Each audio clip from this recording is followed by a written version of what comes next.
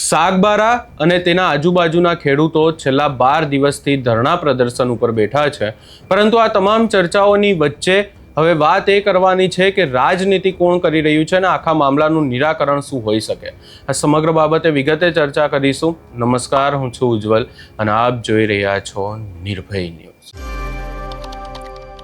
સાગબારાના આજુબાજુના 12 ગામના ખેડૂતો વિરોધ ઉપર પણ બેઠા છે, પરંતુ એની સામે આદિવાસી સમાજના જે ઉમરપાડાના ખેડૂતો છે એ મેદાને છે।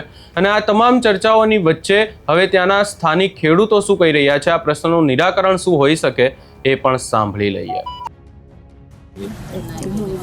મારું નામ સંજયભાઈ નવલસિંહ વસાવા, વ્યવસાય એડવોકેટ અને ખેડૂત છું અને સાગબારા તાલુકાના ગુંદવાણ ગામનો વતની છું।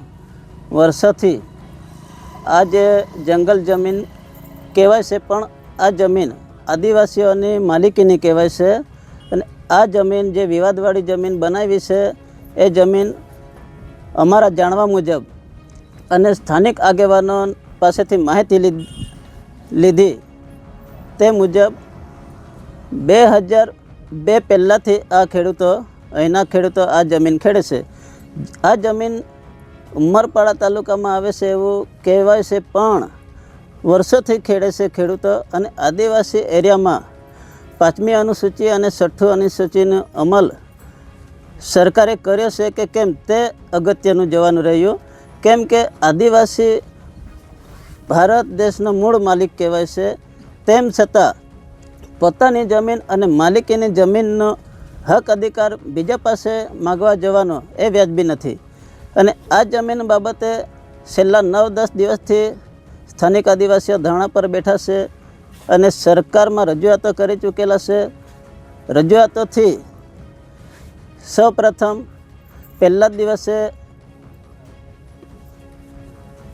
ધારાસભ્ય શ્રી દર્શના દેશમુખ, સંસદ સભ્ય શ્રી મનસુખભાઈ વસાવા તેમજ સ્થાનિક તાલુકા સાગબારા તાલુકાના ચૂંટાયેલા તમામ પ્રતિનિધિઓ, નર્મદા જિલ્લાના તમામ પ્રતિનિધિઓ આ જમીન બાબતે વડીલો પાસેથી જાણકારી મેળવી અને સ્થાનિક કર્મચારીઓ પાસેથી જાણકારી મેળવીને તે પણ અહીંયા સમર્થન કરી ચૂકેલા છે। અને એવું કહેવાય છે કે આદિવાસીઓની જમીન છે, ઉમરપાડાના આદિવાસી આગેવાનો, સાગબારાના આદિવાસી આગેવાનો તમામ મળીને આ રસ્તો લાવવો જોઈએ, પરંતુ વન અધિકાર અધિનિયમમાં એવી જોગવાઈ છે કે વર્ષોથી ખેડતા આદિવાસીઓને જમીન મળવી જોઈએ અને અધિકારપત્ર મળીને 7/12 બનવું જોઈએ। તેનો અમલ આજ દિન સુધી સરકારે કર્યો નથી। તેવી જ રીતે આ જ જમીન બાબતે જાણવા મળ્યું છે કે સ્થાનિક ખેડૂતોને સનદ પણ આપવામાં આવી છે। પ્રાંતના વહીવટદાર કચેરી માંડવી, સુરત એમના થકી જ અધિકારપત્ર આપવામાં આવ્યા છે। તે હાલમાં વિવાદ કેમ ઊભો થયો, એક સવાલ છે।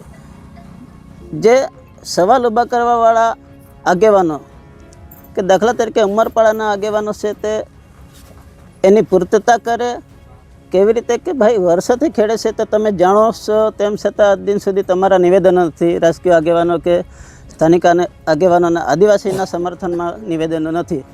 અને જાણવા મળ્યું છે અને અમે જોયું પણ છે કે ઉમરપાડા તાલુકાના વડપાડાની નજીકમાં શક્તિપુર ગામ છે, ત્યાં તો બહારની પ્રજા ભરવાડ લોકો જે ચારણ ભરવાડ કહેવાય છે તે છેલ્લા 8-10 વર્ષથી જ વસવાટ કર્યો છે ત્યાં અને ઘર પણ બાંધી લીધા છે, તો તેમને કેમ તમે અટકાવવાની આજ દિન સુધી?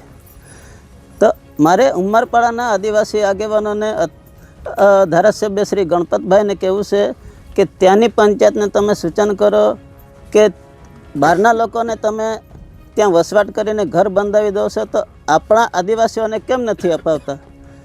એક જોવા જઈએ તો સામાન્ય બાબત છે અને અધિકારપત્ર 15 ખેડૂતોને મળેલા જ છે, તો એક બેઠક કરીને તમે નિરાકરણ લાવી શકો। ગઈકાલે જગતસિંહભાઈનું સ્ટેટમેન્ટ હતું, માજી કલેક્ટર શ્રી, તો એમણે જે કાયદાની વાતો કરી છે તે યોગ્ય છે। તેવી જ રીતે આ આદિવાસીઓને જમીન મળવી જ જોઈએ। નજીકમાં જ મોવી, ડેડિયાપાડા તાલુકો, સાગબારા તાલુકો જોઈન્ટમાં ખેતી કરે છે, અડસપડસ ખેતી કરે છે।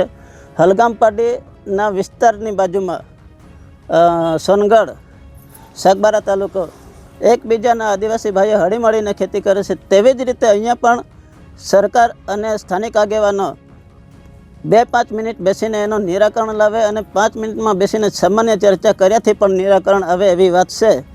જેથી સ્થાનિક આગેવાનોની જે દેખરેખ હેઠળ એમના પૂછપરછ કરો અને મિટિંગ કરો તો એક ને બીજા દિવસે એનું નિરાકરણ આવે એવું છે. અને ખેતી કરવા અટકાવવા માટે કોઈને અધિકાર નથી એવો વન અધિકાર અધિનિયમમાં છે જ.